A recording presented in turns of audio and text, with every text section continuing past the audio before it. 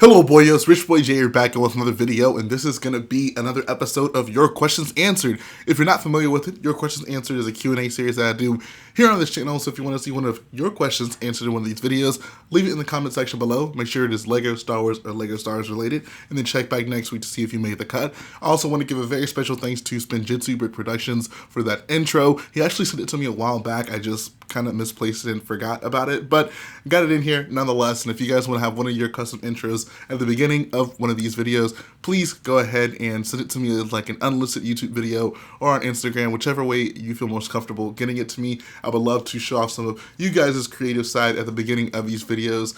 Let's keep that trend going moving forward. So without further ado, let's jump right into the questions.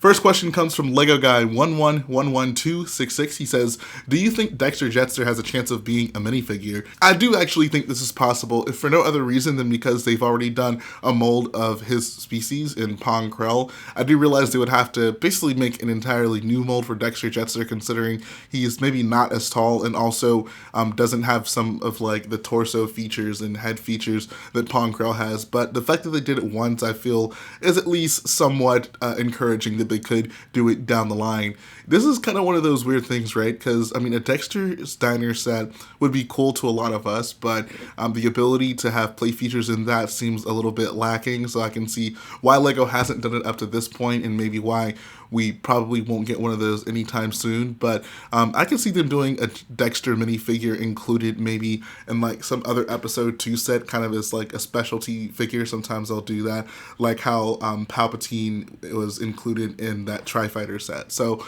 I could see it happening, but I can understand why it has not happened up to this point, considering Dexter's Diner isn't really the prototypical Lego Star Wars set.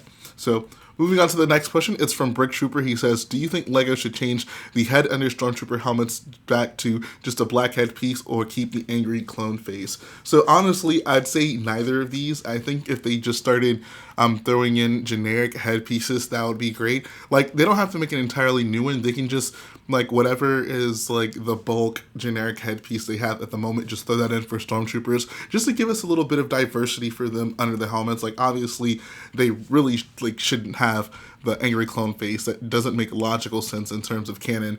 And a black piece is also not really correct, because I mean, they don't wear like a full bodysuit or like a black mask under it, like their heads are exposed. So take advantage of that, get creative with it. I think that would actually be really nice for them to do. I think even with the figures that should have angry clone face, like the clone troopers, they should get rid of that as well. I think we are way overdue for a custom but really like just properly skin-toned clone face, one that's closer to Tamora Morrison from episode 2. So I think that angry clone face really just has no use in Lego Star Wars at this point. And when it comes to Stormtroopers, it'd be nice to get maybe a little bit more diversity of those guys under the helmets outside of angry clone face. Next question comes from Jedi Bob, and he says, do you think episode 9 could ruin the entire sequel trilogy for you? So I want to answer this in 2 parts. One, I'm going to talk about whether or not this is the case for me, and 2, I want to talk about a few things that could happen in episode 9 that would really anger me. So for the first part of that question, no, and I don't really look like at trilogies or Star Wars like that. I think one of the biggest things that we can learn from as Star Wars fans is to not like let one movie like dictate our entire perspective of Star Wars. For example, it seems like Star Wars fans for the most part go into the next movie with like, I don't know, they're like nervous, like, oh, is this movie gonna like ruin the entirety of Star Wars for me? I feel like at this point, the original trilogy is fantastic, and I've really liked episodes 7 and 8, so nothing's gonna change that, you know? Like, those movies are still gonna be good regardless of what comes out after them. Even if something comes out after them, like, retroactively messes things up, like, you could argue the prequels kind of did that in a sense with adding in midichlorians and a number of other things, but I can still appreciate those films outside of the prequels. So the ramifications of episode 9 isn't like, oh, I could possibly end up hating Star Wars after this. I don't like to look at it that way. Regardless of what happens with Star Wars movies down the line, there are still many Star Wars movies that I actually really like and will always mean the world to me, and nothing is going to change that moving forward. So now let's talk about things that can happen in episode 9 that I absolutely would not want to see. So Garrett and I were actually talking about this the other day, and we were trying to talk about like what could happen in episode 9 that would make me actually walk out of the theater. And there's 3 things that I actually came up with.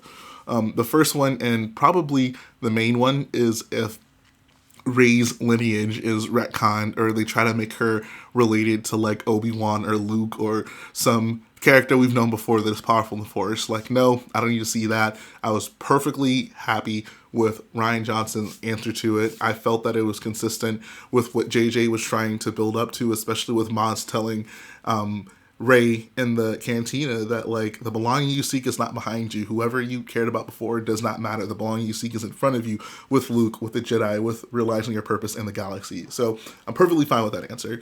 If they try to retcon that and say that she is somehow a Skywalker or something like that, I'd be pretty angry about that. I'd probably walk out of the theater. Next thing I really don't want to see is Rey and Kylo in a relationship. I feel... I mean, people have kind of hinted at, could this possibly happen? Honestly, from in episode 8, like, they were clearly building some sort of bond, but I never felt that bond to be romantic, really, in any way. It's kind of the same bond that Rey tries to form with many of the characters she meets. She's always seeking belonging in people. She's always trying to find family in people, maybe people who she shouldn't necessarily be trying to find family in. But I never really found, like, their interactions in episode 8 specifically to border on romantic. So I think it would just be totally just off the wall if they decide to make them a thing in episode 9. I would not agree with that. The last thing that would really anger me in episode 9 and almost definitely make me walk out of the theater is if they have Palpatine show up in, like, his physical form, like he just came back from the dead, like Darth Maul. That would just, that would be so lazy in my opinion. I don't need to see that. I'm already irritated by the fact that they felt the need to include him in any capacity in this film. So for them to just bring him back, I feel would just be so lame. I don't want to see that at all. So I'm actually really hoping that doesn't happen. That would really be something that would irritate me. So let me know in the comment section, what are some of the things that you guys absolutely do not want to see out of episode 9? I would love to know your opinion on that. Next question comes from Moonman Reviews. He says, have any of your minifigures developed cracks at the arms or torso? If so, what do you do about it? So this is actually not uncommon at all. A lot of older figures this will happen to. It really just comes from the arm joint stressing the torso on the side. That's kind of like the weak point of it, and they can end up cracking at a certain point. I have had it happen to me, but surprisingly not a bunch with old figures. Actually, whenever I bought my Force Awakens sets initially, I think the Rey figure and the Finn figure that I had, and they literally just sat on shelves. I didn't do much with them. Ended up cracking after a week of me owning the set. So I actually got those replaced by Legos. So if you have, a figure and with minimal use, it just cracks, that's definitely cause for, I think, a replacement figure. So you'd want to reach out to Lego about that. I've never actually tried to repair it. I guess you could try gluing it back together if you'd like. I personally would prefer to just replace the figure if it's not a super expensive figure, or if it's currently in a set and you can have Lego replace it for you. That would be the way that I would approach that. So hopefully it hasn't happened to you too much, man. Next question comes from Eggy Egghead. He says, have you ever thought about working at Lego as a different role, such as a set designer or a graphic designer for sets? So I've thought about it, and the conclusion I seem to always come to is probably not, only because it's such a conflict of interest with what I'm already doing. If I ended up working for Lego as a set designer specifically, I wouldn't be able to do YouTube, as well, Lego Star Wars YouTube specifically. I wouldn't be able to show off my mocks like I currently do, and that's obviously a big part of my life. Like, a big part of my fulfillment comes from making these mocks and being able to have a community to show them to you guys with. So that would probably be the biggest deterrent in me doing something like that.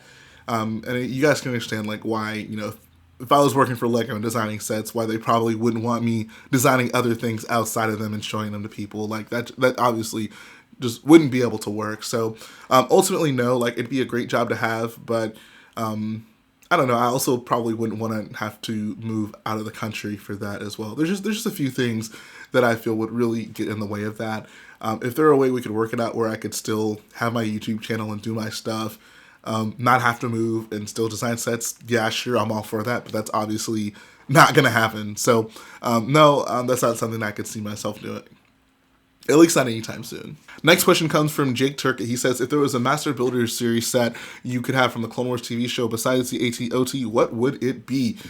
So, I mean, assuming they even continue using the name Master Builder series, I would think that one that would actually be really good from the Clone Wars would actually be the like clone prison compound, the one that Ahsoka ends up going to in at the end of season 6. I think that would actually make a pretty cool like modular set with rooms and such, and maybe they could include like a platform and like a Coruscant gunship, just things like that. I feel would actually make that a pretty sweet looking set.